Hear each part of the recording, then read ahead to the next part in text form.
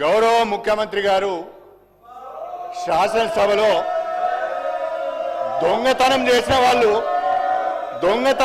వాళ్ళు ఏ రకంగా భయపడుతున్నారో చూడండి అధ్యక్ష.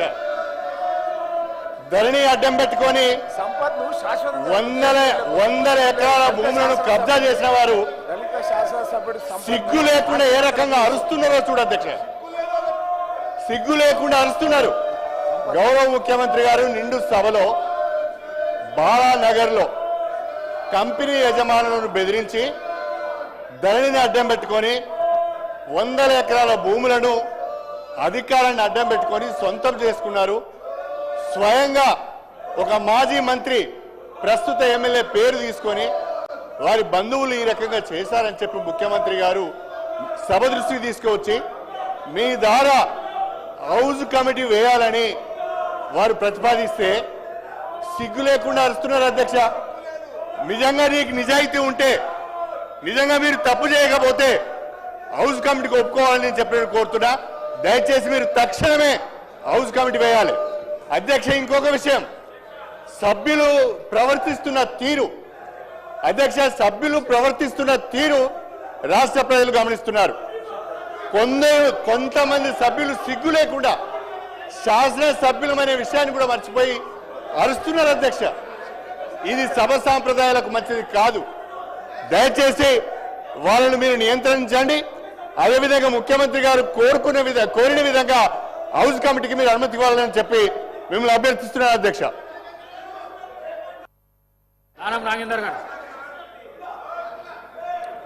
సార్, ఇప్పుడు హౌస్లో కొన్ని నియమ నిబంధనలు ఉన్నాయి అధ్యక్ష. దీంట్లో ప్రధానంగా అప్పుడున్న ప్రభుత్వమే లక్ష్మణ రేఖ గీయడం జరిగింది అధ్యక్ష. ఈడ లక్ష్మణ రేఖ గీయడం జరిగింది. లక్ష్మణ రేఖ గీసిన అప్పుడు లెజిస్లేటర్ మంత్రి గారే లక్ష్మణ రేఖ దాటి వస్తున్నాడు.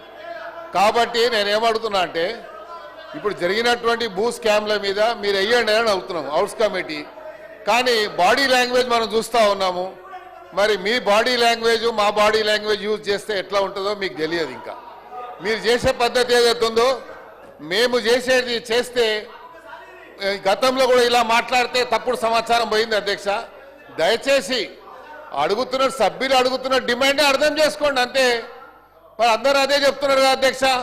మీరు హౌస్ కమిటీ ఎందుకు వేయడం లేదు?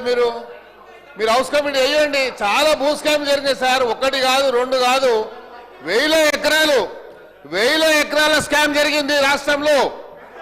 మరి ఈ రోజు కూడా అధ్యక్ష, ఈ రోజు కూడా చెప్తా ఉన్నాను నేను, మా సొంత భూమిని కేటీఆర్ గారు ఒక కంపెనీకి హ్యాండ్ ఓవర్ చేశాడు. నేను కావాలంటే రికార్డ్ మీకు ఇక్కడ సబ్మిట్ చేస్తాను. మా సొంత భూమిని కేటీఆర్ గారు ఒక కంపెనీకి ఇస్తారు అధ్యక్ష. నేను కావాలంటే నేను ఇస్తాను, రికార్డు తీసుకొచ్చి మీ ముందు పెడతాను. చెప్పుకోలేకపోయినాం అధ్యక్ష. నోరు లేక నోరు బంద్ చేసుకొని కూర్చున్నాం. మేము హైదరాబాద్లో పుట్టి పెరిగి మేము నోరు బంద్ చేసుకొని కూర్చున్నాం ధైర్యం పరిస్థితి వచ్చింది అధ్యక్ష. మేము ఎవరు చెప్పుకోవాలి మా బాధలు? ఏంటి మీరు హౌస్ కమిటీ? ఇది అందరి సభ్యుల డిమాండ్ అధ్యక్ష. మీరు డిమాండ్, మేము కూడా డిమాండ్ చేస్తున్నాం. చీఫ్ మినిస్టర్ గారు దాని మీద మేము కూడా డిమాండ్ చేస్తున్నాం. ఏంటి మీరు హౌస్ కమిటీ? మేము ఎంత నష్టమైనా మాకు తెలుసు అధ్యక్ష. మా కుటుంబ సభ్యులది ప్రాపర్టీ, హార్డ్ ఎర్నింగ్ మనీ, మా ఫాదర్ కష్టపడి సంపాదించిన ప్రాపర్టీ పోయింది మాది. నాయన్ రాజేందర్ రెడ్డి గారు అధ్యక్ష, 2 సార్లు 3 సార్లు గెలిచినామని చెప్పి ఈ 3 లక్షల 5 లక్షల పంచాయతీ గురించి హౌస్ కమిటీలు అడిగారు అధ్యక్ష. కానీ నేను వచ్చిన కొత్తలకెళ్ళి 200 కోట్ల ప్రాపర్టీ సిటీ సెంటర్ల టిఆర్ఎస్ కార్యాలయాలకు కబ్జాలు పెట్టినరు. ఇన్ఫర్మేషన్ యాక్ట్ ప్రకారం పట్టుకొచ్చి నేను నోరు నెత్తిన కొట్టుకొని మీడియాలో అసెంబ్లీలో మొత్తుకుంటే ఎందుకు దీని మీద ఇది జరగట్లేదు అధ్యక్ష? ఇవాళ వీళ్ళది కనుక ఇది నేను ప్రూవ్ చేయకపోతే అధ్యక్ష 24 గంటల్లో నా ఎమ్మెల్యే సభ్యత్వానికి రాజీనామా చేస్తా అధ్యక్ష. ఇవాళ హరీష్ రావు గారు కేటీఆర్ గారు రాజీనామా చేస్తారా? నేను ఇప్పుడు ఖైదవు రాసిస్తా అధ్యక్ష. ఇంతగానం మొత్తుకుంటుంటే కోట్లు దించుకొని దొంగ అంటుంటే మరి కార్యకర్తలు ఏం బాధపడుతున్నారు అధ్యక్ష? ఎందుకు వాళ్ళని జైల్లో పెడతలేరు? ఇన్ని పాపాలు చేస్తే అని కాంగ్రెస్ కార్యకర్తలు నోరు కొట్టుకుంటున్నారు అధ్యక్ష. పాపం పోని కక్ష సాధింపు చర్యొద్దని ముఖ్యమంత్రి గారు అనటం వల్ల ఇవాళ ఈ దొంగల ముఠాలు దేశం మీద దాడి చేస్తున్నారు అధ్యక్ష. ఇవాళ 5 లక్షలు ఎక్కడ, 200 కోట్ల ప్రాపర్టీలు ఎక్కడ అధ్యక్ష? నేను ఇప్పుడు రాజీనామా లెటర్ పంపిస్తున్నా అధ్యక్ష. వాళ్ళని పంపించమని చెప్పండి, నేను కనుక స్పీకర్ గారికే పంపిస్తాను డైరెక్ట్. ఇది ప్రూవ్ చేయకపోతే 200 కోట్ల ప్రాపర్టీ టీఆర్ఎస్ ఆఫీసులో కూల్ చేసి కబ్జా పెట్టుకోవాలి అధ్యక్ష. గవర్నమెంట్ హ్యాండ్ ఓవర్ చేసుకోవాలని నేను ముఖ్యమంత్రి గారిని దీని మీద కూడా హౌస్ కమిటీ వేయాలి, సిఐడి విచారణ చేయాలని చెప్పి డిమాండ్ చేస్తున్నా అధ్యక్ష. నేను గెలిచిన కాడికెళ్ళి గెలవక ముందుకెళ్ళి మొత్తుకుంటున్నా అధ్యక్ష. ఒక్కరు పట్టించుకోవట్లేదు దీని మీద. దయచేసి ముఖ్యమంత్రి గారు దీని మీద హౌస్ కమిటీ కానివ్వండి, సిఐడి విచారణ కానీ వేయండి అధ్యక్ష. ఎందుకంటే ఇది ఒక్కటే కాదు అధ్యక్ష, నేను 100 ఉన్నాయి ఇన్ఫర్మేషన్ యాక్ట్ ప్రకారమే నేను కాయిదాలు లేకుండా మాట్లాడట్లే. 5 లక్షల రూపాయల కాయిదాం పట్టుకొని ఒక మంత్రిని టార్గెట్ చేసి మాట్లాడుతున్నారే, మరి దీనికి ఎవరు జవాబు చెప్పాలి అధ్యక్ష? దయచేసి నా రాజీనామా లెటర్ పంపిస్తున్న అధ్యక్ష. వాళ్ళకు నిజంగా దమ్ము ధైర్యం ఉంటే పంపించమనండి. ఇది ప్రూవ్ చేసాక యాక్సెప్ట్ చేయండి. థ్యాంక్ యూ అధ్యక్ష.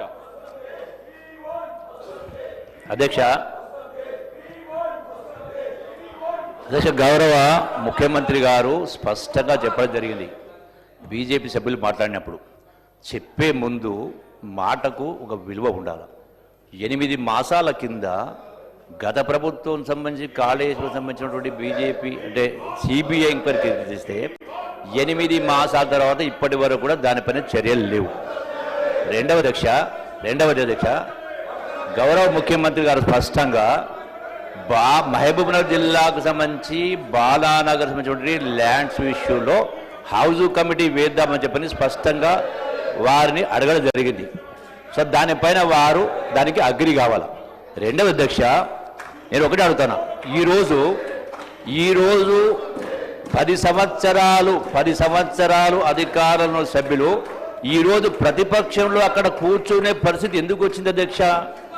వందలాది మంది బిడ్డలు ప్రాణత్యాగాలు చేసి మా చావులతో తెలంగాణ రావాలి, వచ్చిన తెలంగాణ అన్ని వర్గాల ప్రజల కష్టాలు తీరాలని చెప్పని వాడు ప్రాణత్యాగాలు చేస్తే 10 సంవత్సరాల పరిపాలన తర్వాత వాటి భూముల విషయంలో, కాంట్రాక్ట్ల విషయంలో రకరకాల రాష్ట్రాన్ని సర్వనాశనం చేసిన తర్వాత, రాష్ట్రం అప్పులపాలైన తర్వాత ఈ రోజున మళ్ళీ తగుదునమ్మా అని చెప్పని వీటిపైన మాట్లాడేటువంటి నైతిక అర్హత ఉండాలి అధ్యక్ష.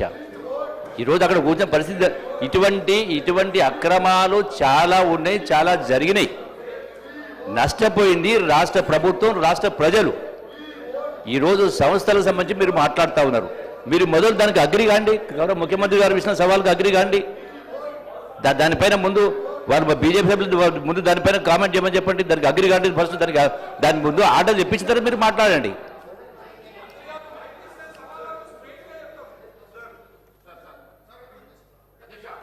లక్ష్మణ్ గారు. అధ్యక్ష, గౌరవ సీనియర్ శాసనసభ్యులు మా దళిత వర్గానికి చెందిన కడియం శ్రీహరి గారు మాట్లాడుతుంటే కౌశిక్ రెడ్డి గారు ఒక దళిత ఎమ్మెల్యే మీద ఇట్లా చేయి చూపెట్టుకుంటా, బెదిరించుకుంటా, గుండాగిరి చేసుకుంటా మాట్లాడడం ఎంతవరకు సమర్థ అధ్యక్ష? ఇంకెన్ని రోజులు అధ్యక్ష మా మీద దౌర్జన్యం? ఎన్ని రోజులు ఈ విధంగా? ఆ రోజు అధ్యక్ష శాసనసభలో మా సహచర మా అన్న సంపత్ శాసనసభ్యులు ఖాళీ అక్కడి నుంచి ఆ దారి లక్ష్మణ రేఖ దాటి ఇక్కడ ముందుకు వచ్చినందుకు కొమ్మటిరెడ్డి వెంకటరెడ్డి గౌరవ సభ్యులను మా సంపత్ గారిని శాశ్వతంగా సభ్యత్వం నుంచి వారు చర్యలు తీసుకున్నారు అధ్యక్ష. వారి సభ్యత్వం అధ్యక్ష. ఈరోజు కౌశిక్ రెడ్డి గారు మేము మా కరీంనగర్ జిల్లా మొదటి నుంచి హీరో లెక్క మాట్లాడుతాడు. 12 మంది మా ఎమ్మెల్యేలు అపోజిషన్ నాయకుడు, దళిత అపోజిషన్ నాయకుడు బట్టి విక్రమార్క అపోజిషన్ నాయకుడు ఉంటే ఎమ్మెల్యేలందరినీ తీసుకొని మా నాయకుడి యొక్క హోదాను కూడా ఒక దళితుడు ప్రధాన ప్రతిపక్ష నాయకుడు కూడా ఓర్వలేనటువంటి పార్టీ ఇవాళ మా సీనియర్ నాయకుడు శాసనసభ్యుడు లేచి మాట్లాడుతుంటే చిట్కలు కొట్టి మాట్లాడుతుండు. అధ్యక్ష, కౌశిక్ రెడ్డిపై తక్షణమే మీరు చర్య తీసుకోవాలి అధ్యక్ష. సభ స్టార్ట్ అయినప్పటి నుంచి మొదటి నుంచి కూడా గౌరవమైన శాసనసభలో ప్రజలకు ఎన్నుకోబడ్డ ప్రజలు ఓట్లేస్తూ వచ్చినాం అధ్యక్ష. మేము ప్రజలు ఓట్లేస్తాం గెలిచినాం. ఒక్కసారి కాదు, 2 సార్లు కాదు, 3 సార్లు కాదు. ప్రజలు మనల్ని అందరూ గమనిస్తున్న సందర్భంలో ఆయన శాసనసభ వచ్చినప్పటి నుంచి హీరోయిజం లెక్క చేసుడు. మా దళిత శాసనసభ్యుడు ఏలు పెట్టి నువ్వు ఎక్కడికి ఎట్లా మాట్లాడదా? ఇదా అధ్యక్ష? ఇదా మర్యాద అధ్యక్ష? గుండాగిరి చేస్తారా అధ్యక్ష మా తరతుల మీద? ఇంకా ఎన్ని రోజులు అధ్యక్ష మా మీద చేసేది? అధ్యక్ష తక్షణమే ఆయన మాట్లాడిన మాట ఆయన చేసినట్టు దాని మీద తక్షణమే చర్య తీసుకోవాలి అధ్యక్ష. దయచేసి మా గౌరవ ఏదైతే హరీష్ రావు గారికి రిక్వెస్ట్ చేస్తున్నాం, అన్న మీరు ఒకటి చెప్తున్నానా, మీ హయాంలో జరిగిన విషయాలు కానీ మా 2 సంవత్సరాలు మా జరిగిన విషయాలు కానీ